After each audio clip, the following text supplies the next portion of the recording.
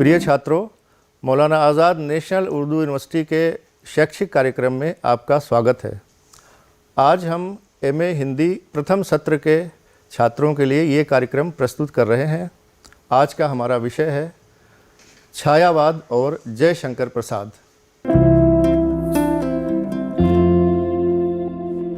हमारे बीच स्टूडियो में मौजूद हैं प्रोफेसर ऋषभ देव शर्मा जी। स्टूडियो में आपका स्वागत है सर।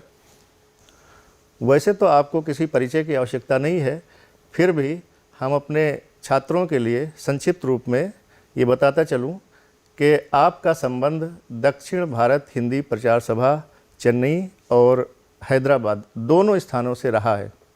इसके अतिरिक्त आपने देश के अन्य स्थानों पर भी अपनी सेवाएं दी हैं। देश के विभिन्न सरकारी और गैर सरकारी संस्थाओं से आप जुड़े हुए हैं।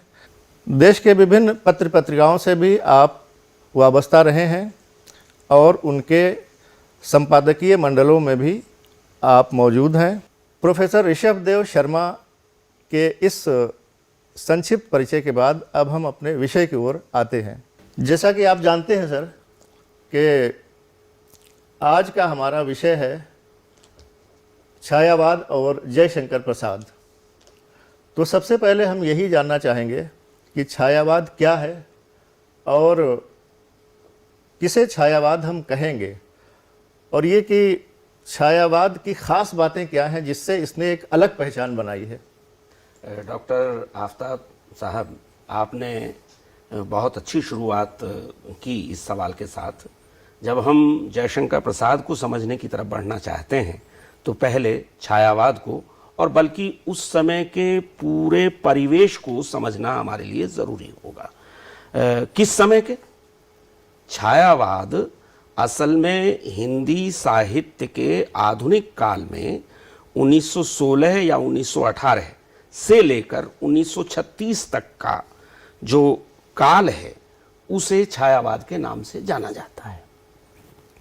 और इन तारीखों के पीछे 1916, 18 या 1936, इसके पीछे क्या कारण है, इसके विस्तार में हम आगे चर्चा करेंगे।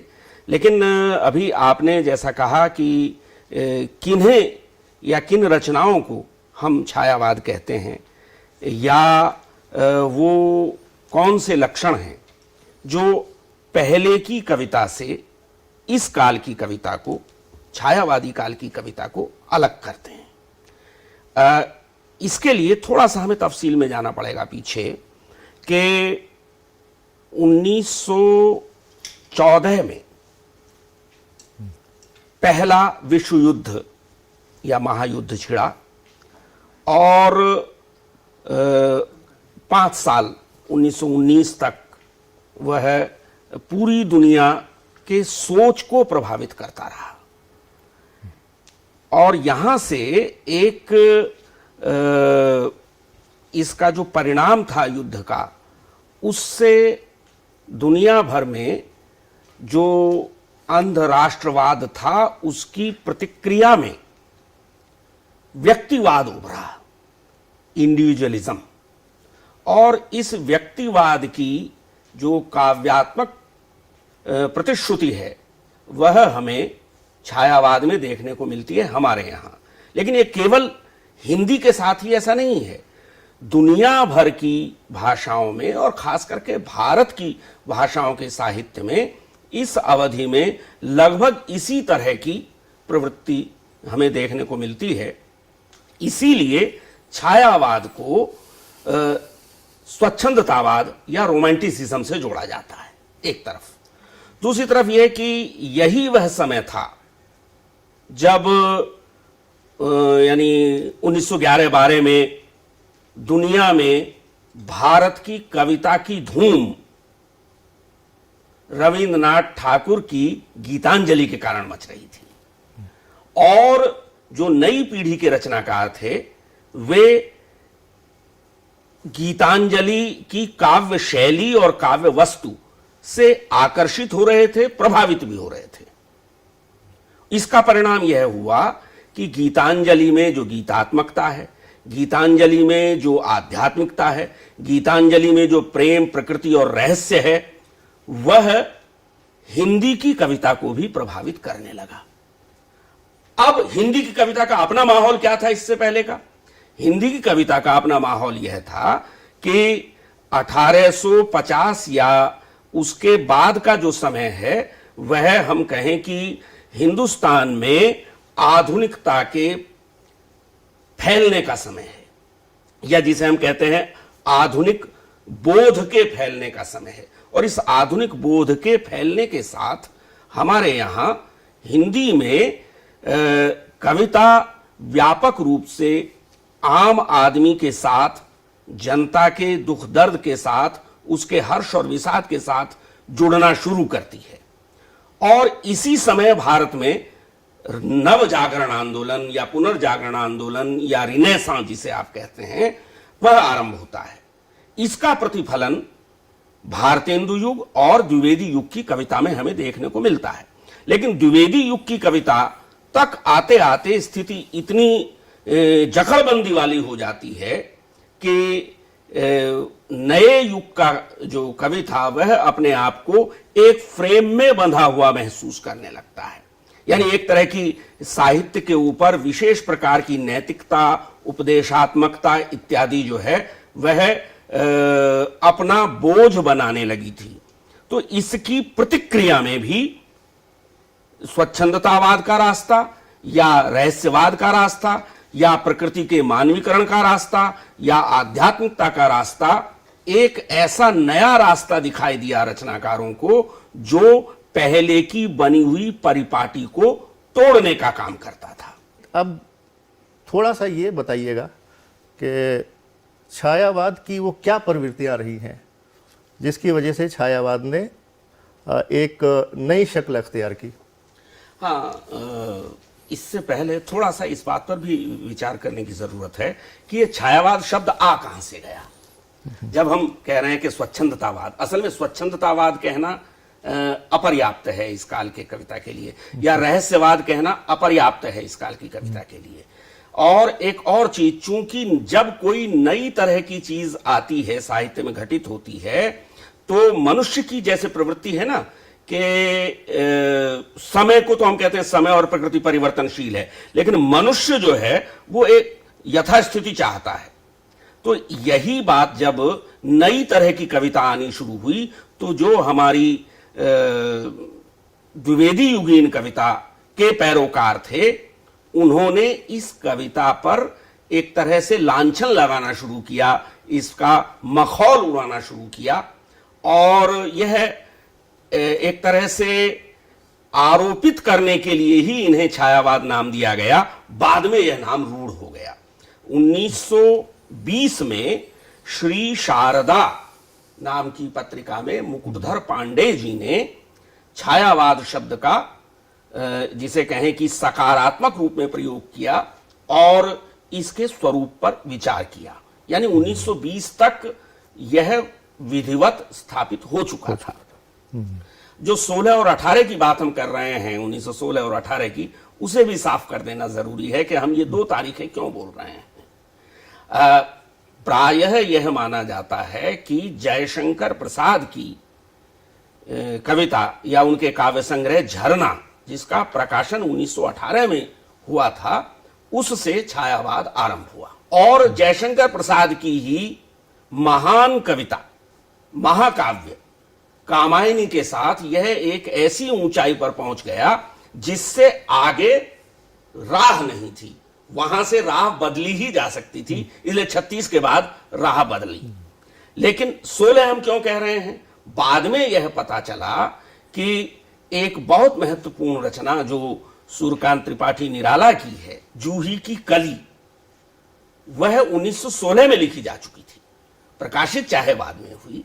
तो इसलिए यह भी कहा जाता है कि 1916 से और 1936 तक का, यानी 20 साल का समय जो है वह छायावाद का समय है। अब रही बात प्रवृत्तियों की, तो सबसे पहली और महत्वपूर्ण प्रवृत्ति जो है वह यही है इसकी कि मैं बार बार कह रहा हूं इस बात को कि द्विवेदी युग की जो कविता थी वह एक तरह से रूढ़ हो गई थी, अनुशासनबद्ध हो गई थी, उपदेश प्रधान हो गई थी। एक शब्द चलता है इतिवृत्तात्मक, यानी जिसे कहें कि विवरणात्मक, जैसा देखा वैसा विवरण कर दिया। तो इससे इस पूरी प्रवृत्ति को कहा गया है स्थूलता की प्रवृत्ति। कविता जो है वो नैतिकता के और उपदेश के आग्रह के कारण द्विवेदी युग में स्थूल हो गई थी, अर्थात भाव प्रधानता और कल्पना प्रधानता जो है उसके लिए नई चीज थी। ये जो छायावाद के कवि आए ये भाव और कल्पना को विचार और नैतिकता और उपदेश के ऊपर स्थापित करते हुए आए। इसलिए इस प्रवृत्ति को हिंदी साहित्य के आलोचकों ने या इतिहासकारों ने स्थूल के प्रति सूक्ष्म का विद्रोह कहा है। यानी इसे आप यूं कह सकते हैं कि जो इतिवृत्तात्मक या उपदेशात्मक या नैतिकतावादी कविता थी उसकी प्रतिक्रिया के रूप में भाव प्रधान, कल्पना प्रधान कविता का आगमन हुआ। ये एक प्रवृत्ति है। दूसरी चीज जो इसकी है वह, जैसा मैंने पहले भी कहा, पहले विश्व युद्ध की प्रतिक्रिया के रूप में दुनिया भर में जो व्यक्तिवादी रुझान दिखाई दिया, व्यक्ति की स्वतंत्रता की बात आई, तो वह व्यक्ति की स्वतंत्रता का दर्शन वहां से यात्रा करता हुआ भारत में आ रहा था और हमारे इन नए कवियों को प्रभावित कर रहा था। इससे व्यक्ति की मुक्ति या व्यक्ति की स्वतंत्रता इस कविता का मुख्य स्वर बनी। आप इसे यूं भी कह सकते हैं, अब व्यक्ति अपनी स्वतंत्रता को कैसे प्रकट करता है? कविता में जब आपको अपनी स्वतंत्रता को प्रकट करना है तो वैयक्तिक प्रेम या निजी विषयों को आप कविता का विषय बनाएं। जब आप निजता को, अपनेपन को या कहें कि व्यक्तिगत अनुभूतियों को कविता का विषय बनाएंगे तो सहज रूप से व्यक्ति और उसकी स्वतंत्रता सामने आएगी और यहीं समाज और व्यक्ति का द्वंद्व भी दिखाई देता है। यह जो व्यक्ति स्वातंत्र्य है यही प्रेम की प्रधानता का कारण बनता है, आधार बनता है। अब यह कि प्रेम की अभिव्यक्ति कैसे हो?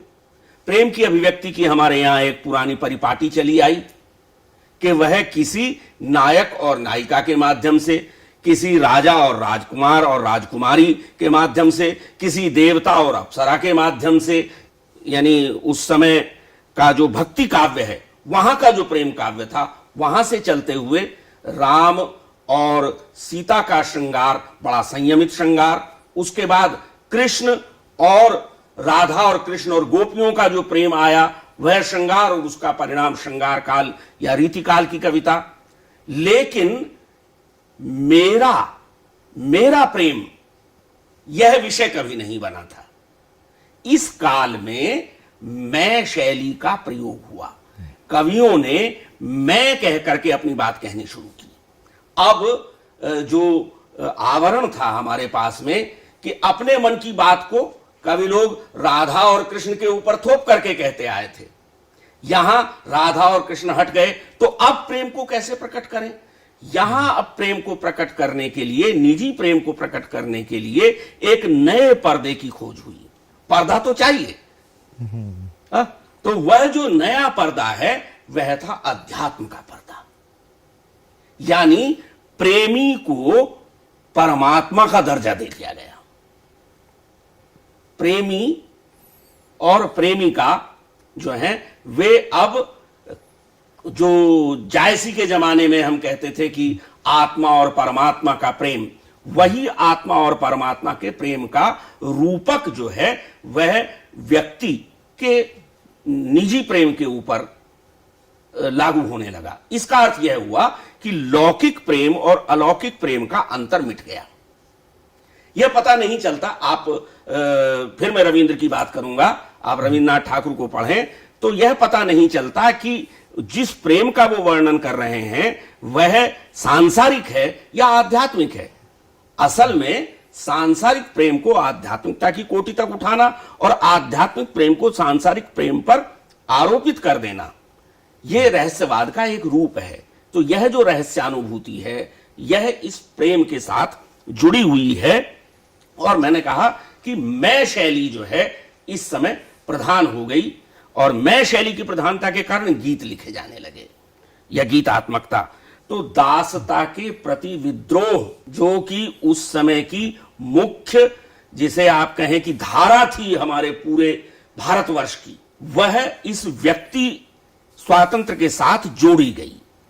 यानी पहली शर्त तो यही है कि व्यक्ति स्वतंत्र हो। व्यक्ति स्वतंत्र हो, उसे अभिव्यक्ति की स्वतंत्रता मिले। अभिव्यक्ति की स्वतंत्रता कहां मिलेगी? जहां आजादी होगी। तो यह जो स्वतंत्रता का पूरा आंदोलन था, वह व्यक्ति से जुड़कर और राष्ट्र की ओर उन्मुख होता हुआ चलता है। और इसके लिए पहले भी मैंने कहा कि एक सांस्कृतिक जागरण जो है इस काल के कवियों ने उसे घटित करके दिखाया अपनी रचना में। अब जबकि हमारा वर्तमान पूरी तरह से बिखरा हुआ था, खंडित था, ट्रैश था, वहां हमें प्रेरणा देने के लिए ठीक है गांधी जी हमारे सामने खड़े थे, लेकिन हमारा इतिहास बड़ा उज्जवल रहा। तो देश के इतिहास में जो जो इस प्रकार के प्रकरण थे, या हमारी जो सांस्कृतिक चेतना धारा में जो इस प्रकार के प्रकरण थे, जिनसे कि नई पीढ़ी को प्रेरणा और आत्मबल प्राप्त हो सकता था, उन्हें रोल मॉडल के रूप में भी लाया गया। इसीलिए केवल कविता की बात नहीं, नाटक भी लिखे गए, उपन्यास भी लिखे गए, कथा कहानी भी लिखी गई। सब में एक प्रकार से इतिहास से आत्मबल प्राप्त करने की, एक प्रेरणा प्राप्त करने की एक अंतर्धारा लगातार चलती है। तो ये उसकी एक और प्रकृति है। अगर इस सारे को मैं समेटना चाहूं, जिससे कि छायावादी प्रवृत्तियां हमें पहले की कविता से अलग दिखती हैं, तो कहना होगा कि कल्पना प्रधानता ने इस कविता को पहले की कविता से अलग पहचान दी। बड़े दिलचस्प अंदाज में आपने सरल शब्दों में छायावाद को बयान कर दिया है। अब मैं चाहूँगा कि ये जो पीरियड रहा है छायावाद का 20-25 सालों का, 1916 से लेके 36 समझिए, 20 ही, हाँ जी कहा जाता है, 18-20 वर्ष जी। तो ये जो छायावाद का काल रहा है, इनमें कौन कौन से प्रमुख कवि हुए हैं जिनका शुमार छायावाद में किया जाता है और जिनकी वजह से एक नया रुझान स्थापित हुआ? हाँ, मैंने दो नाम तो आपके सामने पहले ले ही दिए। असल में शुरू में ये कहा जाता था कि छायावादी कविता की एक त्रिमूर्ति है, त्रयी जिसे कहते हैं, त्रिदेव। भारत में एक परंपरा 3 की गणना करने की रही है ना, कि ब्रह्मा, विष्णु, महेश। तो उस त्रयी में जयशंकर प्रसाद और सुमित्रानंदन पंत और सूर्यकांत त्रिपाठी निराला, इन 3 के नाम लिए जाते थे। इनसे अगली पीढ़ी में, यानी कुछ वर्ष पश्चात, प्रवेश करती हैं महादेवी वर्मा। और महादेवी वर्मा के प्रवेश करने से यह त्रयी त्रयी नहीं रहती, चतुष्टय बन जाता है। तो ये 4 कवि जो हैं, ये छायावाद का वृहत चतुष्टय है।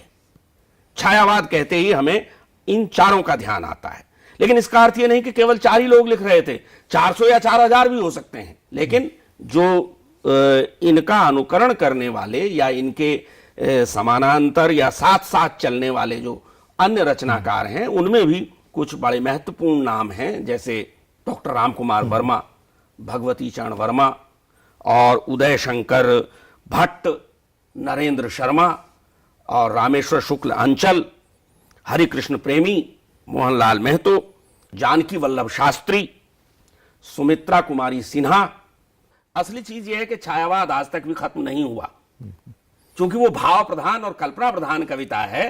तो चलती तो आज तक आ रही है और आगे भी चलती रहेगी, लेकिन एक मुख्य प्रवृत्ति के रूप में, जैसा मैंने कहा, 1936 में कामायनी की रचना के साथ एक ऐसी क्लासिक रचना हमारे सामने आ जाती है जिससे आगे, यानी जब इतनी ऊंचाई पर वो कविता पहुंच गई कि उससे आगे बढ़ना संभव नहीं है और परिस्थितियां बदल रही थी, तो एक नया मार्ग उसके बाद शुरू होता है। जी डॉक्टर साहब। प्रिय छात्रों, आज आपने छायावाद पर चर्चा सुनी। उम्मीद है आपको इससे फ़ायदा हासिल होगा। अगले भाग में हम जयशंकर प्रसाद और उनके महाकाव्य कामायनी पर चर्चा करेंगे। आज आपने छायावाद पर विस्तृत चर्चा की, हम आपके आभारी हैं।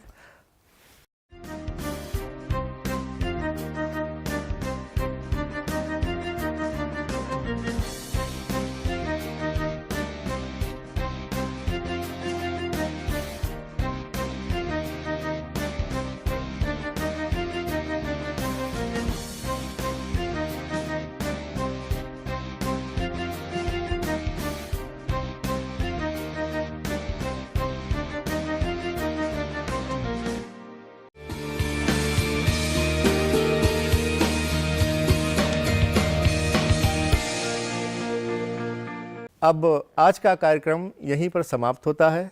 एक नए विषय के साथ हम दोबारा हाजिर होंगे। तब तक के लिए नमस्कार।